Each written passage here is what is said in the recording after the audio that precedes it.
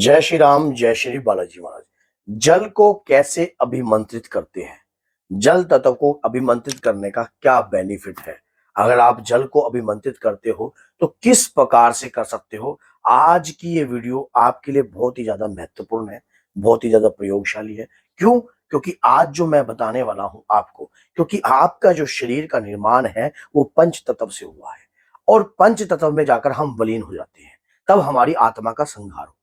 इसी प्रकार से आप अगर किसी एक तत्व को जागृत कर लेते हो और घर में रहने वाली अगर किसी व्यक्ति के ऊपर पितृ शक्ति आती है, नकारात्मक ऊर्जा आती है, घर के अंदर कोई प्रेत आत्मा रहती है, उस जल को ग्रहण करने के बाद उसके शरीर में आत्मा की शांति होती है। तो अगर वीडियो अच्छी लगती है तो लाइक कीजिए, चैनल को सब्सक्राइब कीजिए और बेल आइकन बटन को दबाना मत भूलना, ताकि वीडियो की हर नोटिफिकेशन आप तक हो जाए।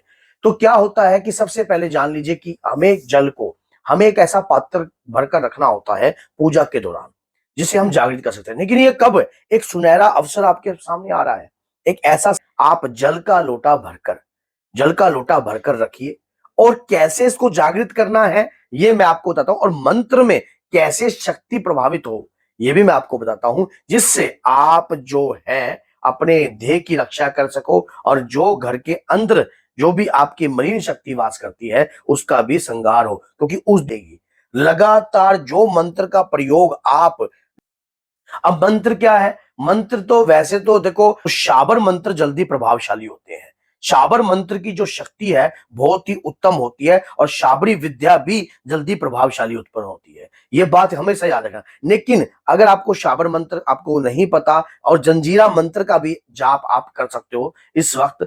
और एक मंत्र मैं आपको बताता हूं जो कि सुखकारी है, ना किसी का नुकसान करता, ना किसी भी प्रकार की कोई की व्यक्ति के ऊपर नेगेटिव प्रभाव पड़ता। मंत्र क्या है? ओम नमो भगवते वासुदेवाय नमः। ये मंत्र इतना पावरफुल है, भागवत गीता की कृपा प्राप्त हो जाती है। संघार रूप मंत्र है ये। अगर किसी व्यक्ति, कोई प्रेत आत्मा है, कोई अपने अकाल मृत्यु के दौरान मरी है, या कोई शरीर के ऊपर नकारात्मकता है, या आपके माइंड में नेगेटिव थॉट उत्पन्न रहते हैं, चौबीसों घंटे ऐसा मन करता है कि अपनी देह का त्याग कर दिया जाए और कहीं ना कहीं अपने चुल्लू भर पानी में जाकर मर जाना चाहिए, अपने आप को ऐसा मन करता है, अपने ऊपर हीन भावना रहती है। अगर अगर आप इस वीडियो को देख रहे हो और पहली बार देख रहे हो और आपको ये चीजों का पता नहीं है तो आपको अजीब लगेगा, लेकिन ऐसे लोगों के कमेंट, ऐसे लोगों के फोन हमारे पास आते हैं और ऐसे लोग भी हमारे दरबार में आते हैं। तब जाकर हमें ये पता है कि हाँ भी ऐसी ऐसी सोच उनके मन में चलती है। ऐसे समय पर आपको उस ग्रहण का जो समय है उस समय पर आपको ये जाप करना है जब चल रहा हो। और वो जो उस समय पर आप जब जाप करोगे, रुद्राक्ष की माला ले सकते हो, जल का लोटा भर के रखिए। उसके बाद कभी भी आप अपने मंत्र के द्वारा किसी भी व्यक्ति को, अपने घर के किसी भी व्यक्ति को जल पढ़कर दे सकते हो। और जल तत्व से उस आत्मा की शांति होती है, उस आत्मा की कल्याण होता है। और उस तत्व से, मान लीजिए आपके शरीर के अंदर कोई ऐसी आत्मा है जो पिसाई मरी है, जो एंड समय तक भी पानी के लिए भी तरसती रही और पानी भी उसको नसीब नहीं हुआ। और कोई ऐसा है कि अगर मान लीजिए कोई सर्प योनि में गया हुआ है, या कोई चंडाल योनि में गया है, या कोई गलत अवस्था में गया हुआ है, तो उस समय पर आप अगर उस ऐसे व्यक्ति को ये जल पिलाते हो, तो जो उस दिन का जो जाप है ना, जो जाप आपने किया है उस दिन तो आपने पिलाना है जल, लेकिन उसके बाद कभी भी इस मंत्र को किसी को बताना नहीं है। रोज डेली आके जल का लोटा भरिए और इस मंत्र का जाप करना शुरू कर दीजिए। रोज की 2 माला, 3 माला, 4 माला, 5 माला, 11 माला, इस मंत्र की जितनी माला करोगे उतना आपको बेनिफिट होएगा।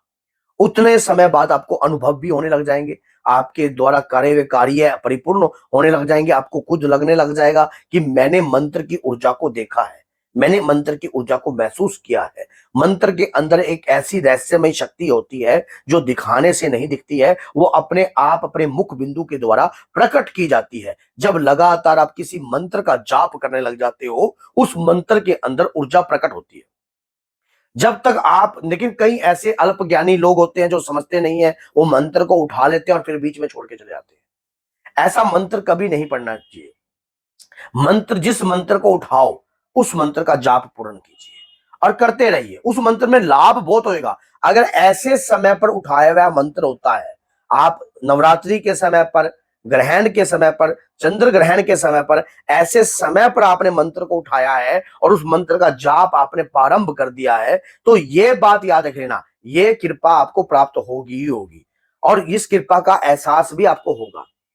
जब ग्रहण का समय चल रहा होगा, उस वक्त आपने जल का लोटा भरकर रखना, उस जल के अंदर थोड़ा सा गुड़ का मिष्ठान डाल देना और उसके बाद आप उस मंत्र का जाप करना, जिस मंत्र का जाप आपको मैंने बताया है। वैसे अगर आपके गुरु के द्वारा कोई मंत्र दिया गया है, तो आप उस मंत्र का भी जाप कर सकते हो। अगर आपके पास पहले ही कोई मंत्र है जो अपने पेड़, उस मंत्र का भी आप जाप कर सकते हो। या लगातार अगर कोई शाबर मंत्र का जाप कर रहे हो, जैसे कि ओम नमो वज्र का कोटा जिसमें पिंड मारा बेटा, ईश्वर कुंजी ब्रह्म का ताला, मेरे आठों यम का यति हनुमतक वाला, मेरी भक्ति मेरे गुरु शक्ति फ्रो मंत्र शिवाचा, इस मंत्र का भी जाप कर सकते हो। ए हनुमान 12 वर्ष का जवान, हाथ में लड्डू मुख भगवान, हाक मारता है बाबा हनुमान, मेरी भक्ति मेरे गुरु शक्ति फ्रो मंत्र शिवाचा, इस मंत्र का भी कर सकते हो। और जो भी मंत्र आप करोगे उस दौरान याद रख लेना, जो जल आप रखोगे आपकी ये उंगली उस जल के अंदर होनी चाहिए। मंत्र का जाप करते जाना, करते जाना, करते जाना। उसके बाद उस जल को, जो घर का व्यक्ति बीमार है उस व्यक्ति को, और एक काम हो है, जब भी आप मंत्र का जाप करोगे उस जल के अंदर तुलसी के दल रख देना 2।